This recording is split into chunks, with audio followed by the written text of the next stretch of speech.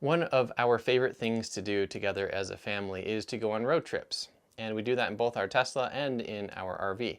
And what better way to relive the fun memories of our trips together than with a digital photo frame, being able to display these pictures and videos just automatically on the wall of our living room. So when FULLJA reached out to me and offered to send their 17-inch version, I happily took them up on their offer to review it and do an unboxing. So in today's video, I'm going to show you what it comes with in the box. Then we'll go to my computer and I'll show you how to send pictures to the digital photo frame over Wi-Fi. And then I'm going to go up into my living room, put it in there, and we'll show you how well it works. First off, let's go over some of the stats that it shows here on the box. As you can see, first it shows that it's 17-inch. This has a motion sensing function built into it where obviously it'll turn on and off based on people's proximity to it. This has 32 gigabytes of built-in memory, and then this can use either 2.4 gigahertz or 5 gigahertz Wi-Fi.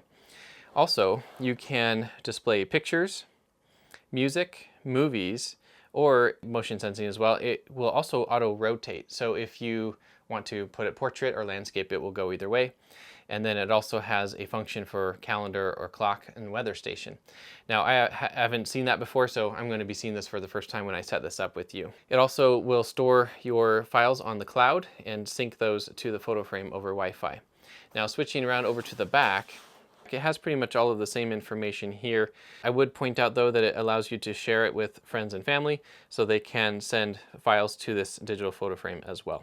And lastly, you can share files to it with an app or directly from your computer with a memory card or via email. So let's get this box opened up. First off, in the box we have a smaller accessories box here. We'll get to that in just a minute. And here is the main photo frame itself. It comes well packaged and it has some instructions there as well. All right, here is the grand reveal. Comes with a cover on it. Let's take that off. All right, so this has a nice decorative bezel around it, a frame. And you can see there's a sensor of some sort. And also another one over here. I'm guessing this would be the proximity sensor or maybe a light sensor. And then around on the back, we have the power button hidden right there on the corner. And then we have some nail holes here. This is for if you're going to hang it landscape, and then this one's for portrait orientation. Down here we have some grill marks for speakers on each corner for if it's playing movies. And then down here on the bottom is where all of the ports reside.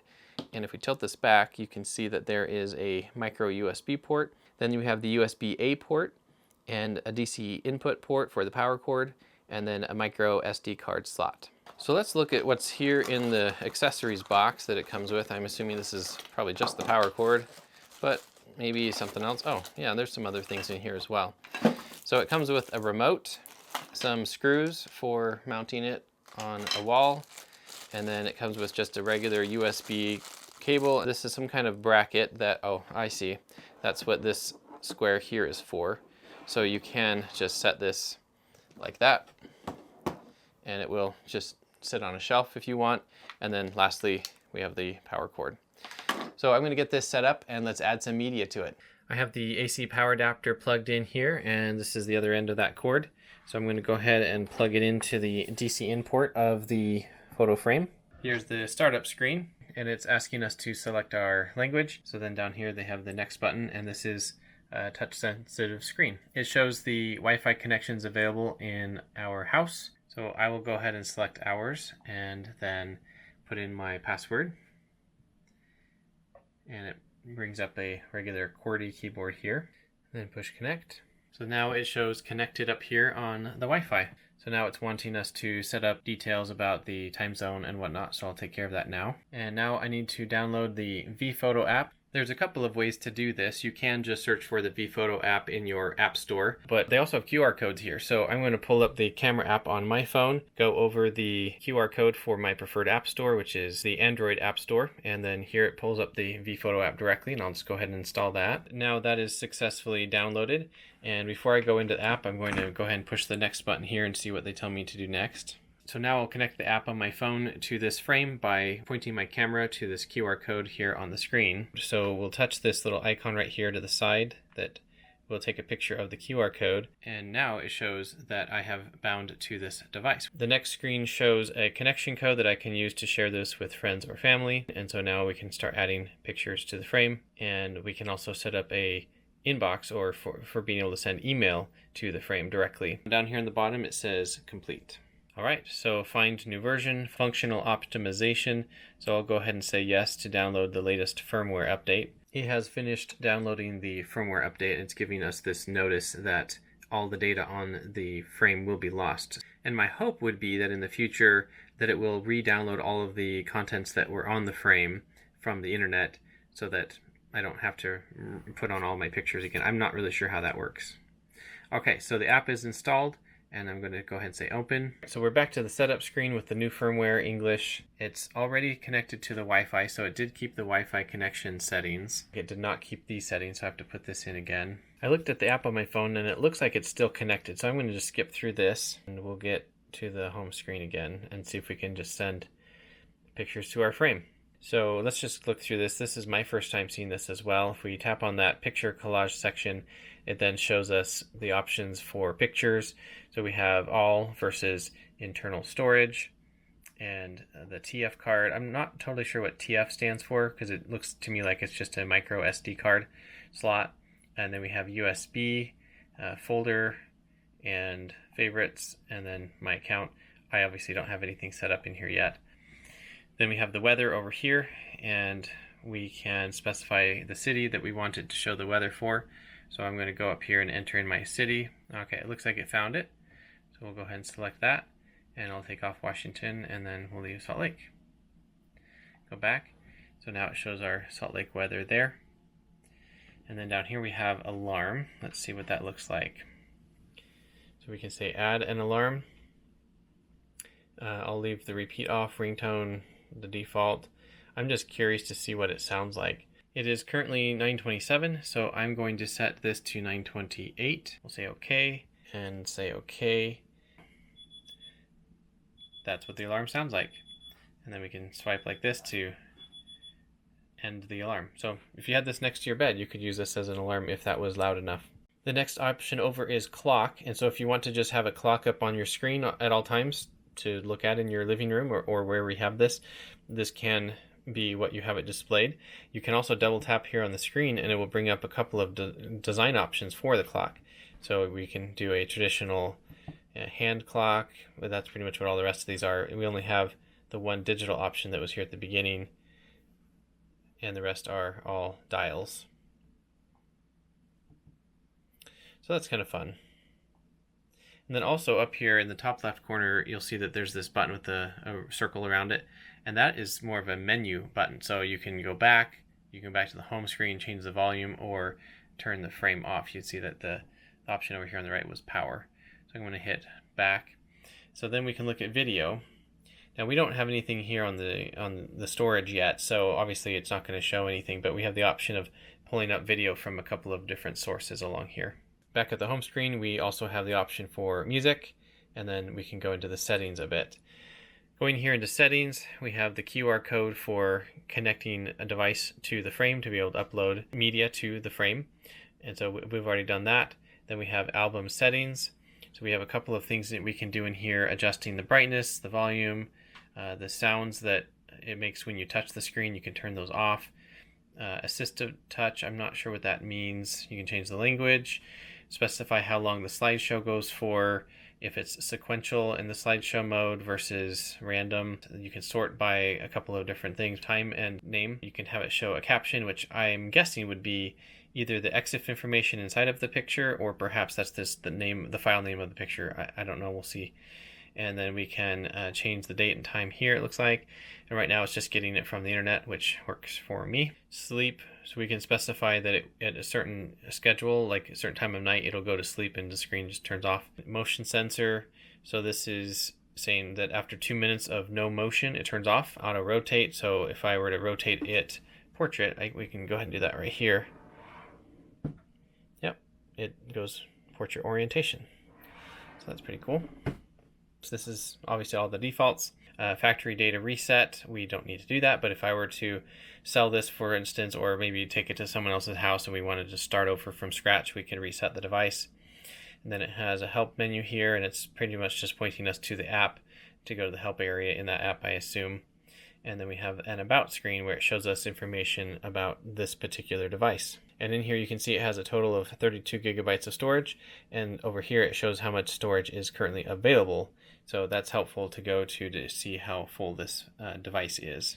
Also up here on the top, it does have a link to click on to check for updates if you think the firmware needs to get updated. One other thing I would point out is up here in the top right corner, it does have the Wi-Fi icon that you can tap and it'll show your Wi-Fi settings. Let's get some pictures and videos uploaded on here, and I will show you how to do that now. Going through the vPhoto app here to add the pictures. If you look down here in the bottom left corner of the screen, you'll see that this is filtering for just still photos. So I'm going to grab a couple of these still photos by just tapping in the circle, and you can see it's putting numbers in there as it's counting how many pictures you're adding. On the center bottom icon here, I'll switch over, and this is now showing videos that are on my phone. And I can also do the similar thing where I can tap the circle and it will show me that I'm adding that video into the queue, but I'm noticing it's only allowing me to add one video at a time. If I'm not sure what the video is showing, I can tap on the video and it will start to play it with the audio. And if I tap on a different video, it'll automatically jump over to that other video and play it instead. You having fun at the park? He has never seen kites before in his life, I am sure. So once you've made your selection, then you click on the next step button. And in this case, it looks like it's only allowing me to upload the video if I'm going to be uploading videos. It looks like it'll do multiple pictures though. We'll go ahead and add this video in. So I'm not going to bother to add a description right now. We'll just say, okay, so it wants me to select the device that it's going to go to down here, and then we'll hit next. Okay, so if file size cannot exceed 200 megabytes, that's important to understand. And a lot of my video files are over that because, well, I shoot everything in 4K. So that's going to be a limiting factor. If I want it on the frame, I'm going to have to resize it on my desktop computer first, and then I'll be able to upload it. So let's go back and try a picture instead. So I've already got some of those selected. I'm going to say next step on those. So these are the pictures I have selected, and the device is already checked down here. So I'm going to hit next, or the arrow icon on the top right. Oh, sending it. So pictures are super easy to send. The videos, not so much. Oh, wow. It's already showing on the frame. That was fast. So now these are the pictures that I just barely sent from my phone, and I'm surprised at how quickly they appeared. It was just a matter of seconds. I wasn't ready to film it, and they just started appearing, and you can see that it's proceeding through the pictures.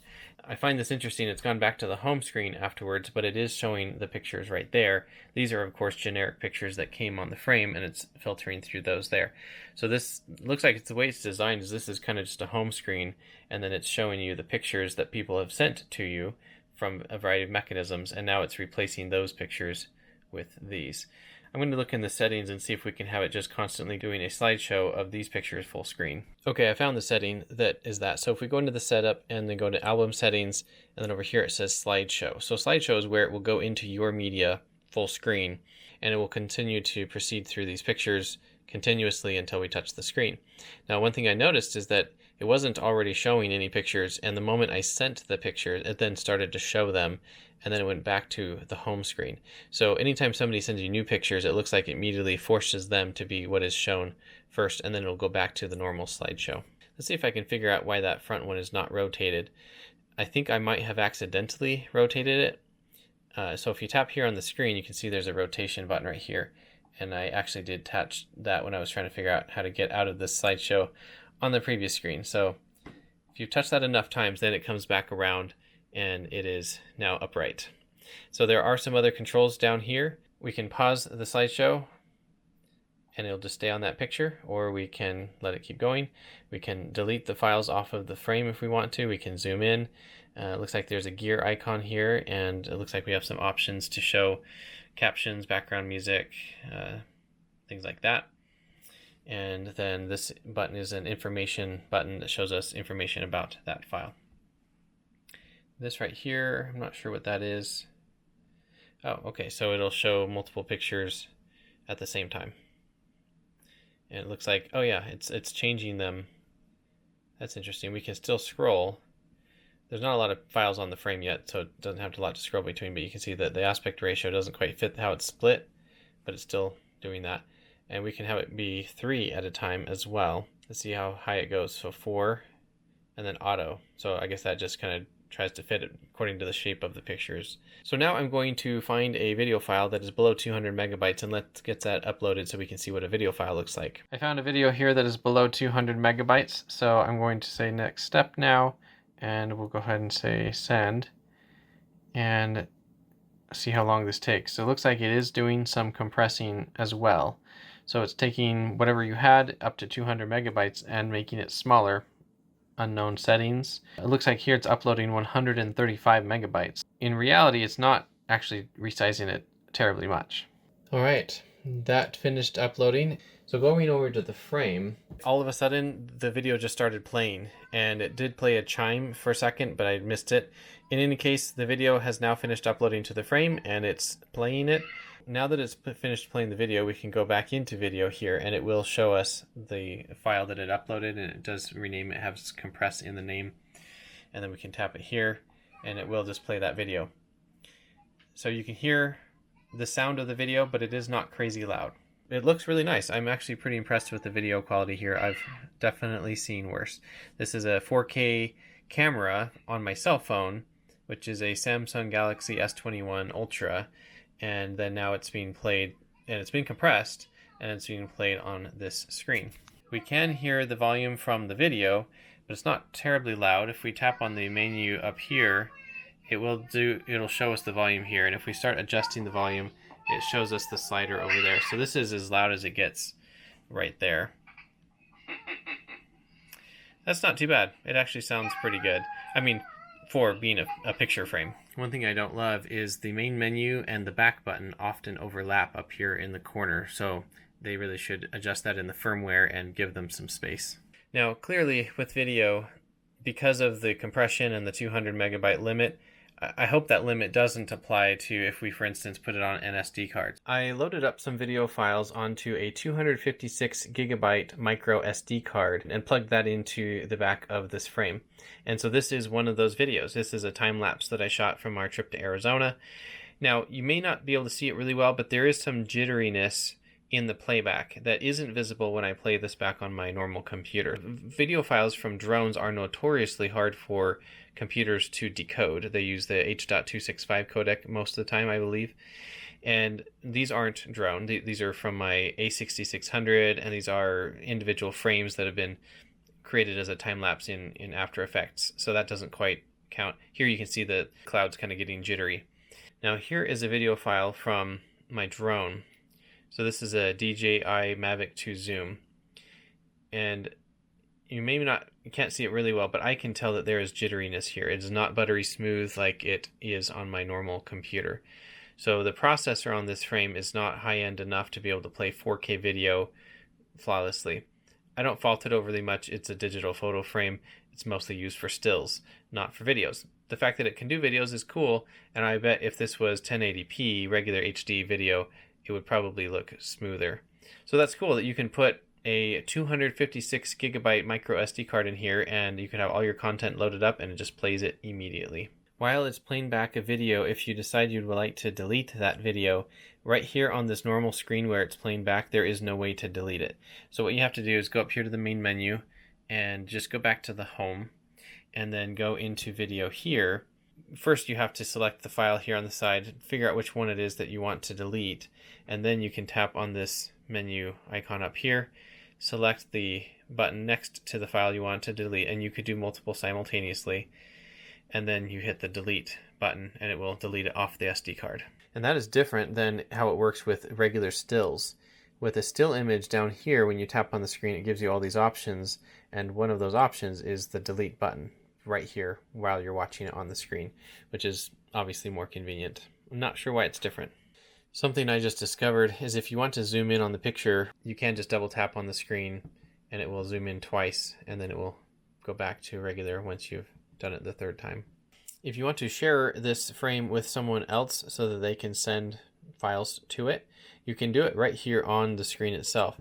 So we'll go back to the home, we'll go into settings, and then my frame, and then you scroll to the bottom here and it says user management. So then you tap on this line somewhere along here and it says please enter the email address. So you just tap right there, enter in the email address and say okay, and it will share it to your friend, and then they can add the app, and then they can send pictures directly to your photo frame. Another way that people can share photos to this frame is by just sending an email directly to the unique email address for the frame that you buy.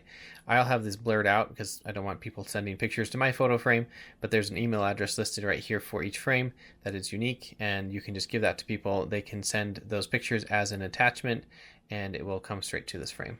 Let's test the proximity sensor of this. So right now the screen has turned off. I'm going to just move. Oh, yeah, right away. It popped right up and continues with the slideshow. So I believe that's this sensor down here. One thing you may be wondering is why do they have a proximity sensor and the schedule feature so that the screen will turn off periodically? Well, let's see how much power this thing draws. So I have this plugged into a power meter, and you can see that currently it's pulling 15.1 watts. And I guess that jumps around a little bit, but pretty much it's a steady 15 watts at least. So let's turn off the screen now and see how much power it pulls. The motion sensor is set to 2 minutes. So let's give it 2 minutes of inactivity, and then we'll see how much power it's pulling at that point. The screen just turned off, and if we look over here at the power meter, you'll see that it's pulling 2.3 watts when it's in standby. So that's quite a bit less than 15, but still neither of them are enough to make a huge difference on your electric bill. Even if it pulled a consistent 15 watts all day, that would only be 3 cents worth of electricity for an entire 24-hour period of time. This is where we've placed the photo frame, and as you can see, the girls love it. Okay, back up so we can see it. So this is where we're going to be putting it on this stand just next to our couch here in the living room. I haven't shown them how to use it, and they just naturally started using it. Lydia, can you show them how you can swipe between pictures? Mm-hmm. Go ahead. There you go. Now, Lucy, can you show us a video? Your face. Like,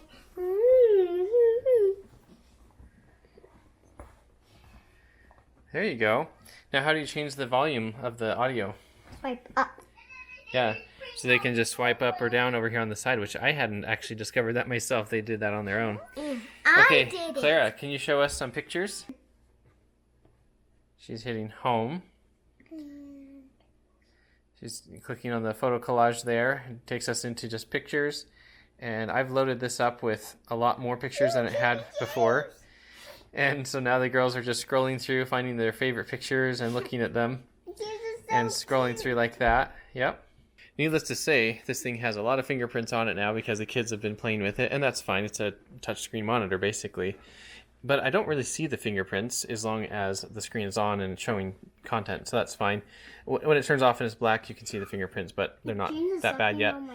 But where we have this here, they can all reach it, and they love going through and sorting through the pictures and making it scroll more quickly, and basically just perusing our family memories together, which is what it's for. Now that I've gone through all of the features of this photo frame, I'm pretty happy with it, and the kids love it as well. It's a great way to share our fun family memories here in the living room and for them to relive them together, because frankly, once I get this loaded up with thousands of pictures and videos, there's going to be a lot of trips that get displayed on here the kids don't even remember because they were too young when they experienced it, or at least maybe the younger kids won't.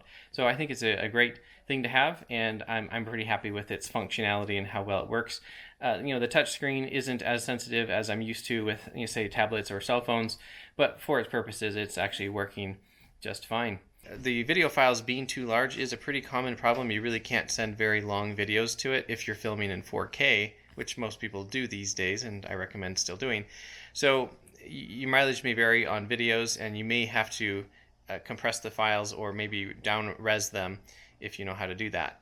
But when it comes to the pictures, it can take as many of those as we can throw at it pretty much. And I'm planning on using the internal memory for probably just things that we send to it remotely when we feel like it.